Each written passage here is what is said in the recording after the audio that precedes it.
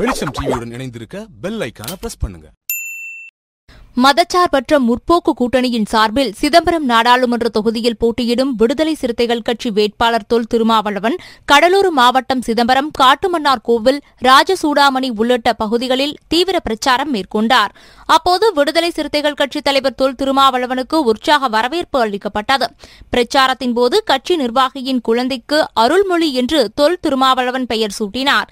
இதனைத் தொடர்ந்து மக்கள் மத்தியில் பேசிய அவர், மோடி ஆட்சியில் ஏழை எளிய மக்களின் வாழ்க்கை கடுமையாக பாதிக்கப்பட்டுள்ளது என்று தெரிவித்தார். மேலும் சிலைகளுக்கு 3000 கோடி செலவழிக்கும் மோடி அரசு விவசாய கடன்களை தள்ளுபடி செய்யாதது ஏன் என்று விடுதலை சிறுத்தைகள் கட்சித் தலைவர் தொல் திருமாவளவன் கேள்வி எழுப்பினார். தமிழகத்தை பொறுத்தவரையில் 50,000க்கும் மேற்பட்ட சிறுதொழில் குறுந்தொழில் சிதைந்து அவற்றையெல்லாம் மூடும் நிலை ஏற்பட்டிருக்கிறது. பணமதிப்பு நீக்க நடவடிக்கையின் மூலம் இன்றைக்கு பணப்புழக்கமே இல்லாத நிலையை ஏற்படுத்தி இருக்கிறது மோடி அரசு. கார்ப்பரேட் நிறுவனங்கள் மட்டும்தான் பணப்புழக்கம் வைத்துக் கொள்ள முடியும் என்கிற நிலையை ஏற்படுத்தி இருக்கிறது. சில்லறை வணிகத்தை பாழாக்கி இருக்கிறார்கள். இன்றைக்கு காய்கறி வியாபாரம், கீரை வியாபாரம் என்று சாதாரணமான சில்லறை வணிகத்தில் கூட ரிலையன்ஸ் போன்ற கார்ப்பரேட் நிறுவனங்கள் வந்து ஆக்கிரமிப்பு செய்யக்கூடிய நிலையை மோடி அரசு ஏற்படுத்தி இருக்கிறது.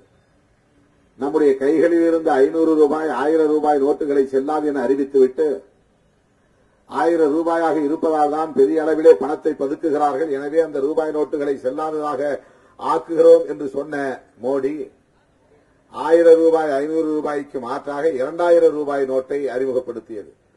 இதிலேயே எவ்வளவு முரண்பாடு என்பதை நாம் புரிந்து கொள்ள வேண்டும். லட்சக்கணக்கான கோடிகளை பதுக்கி வைத்தவர்கள் யாரும் வங்கி வாசலுக்கு வரவில்லை. ஆனால் அவ்வளவையும் அவர்கள் பணமாக மாற்றிவிட்டார்கள்.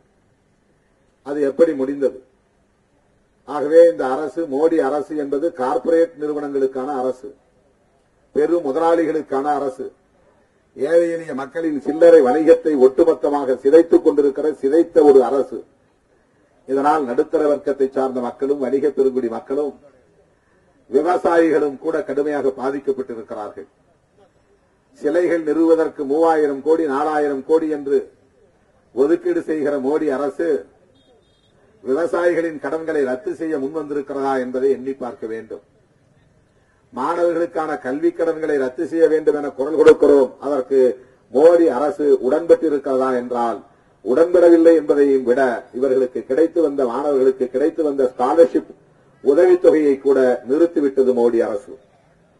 எவ்வளவு கொடூரமான மக்கள் விரோத அரசு மோடி அரசு என்பதை கடந்த 5 ஆண்டுகளில் நம்மால் உணர முடிந்தது.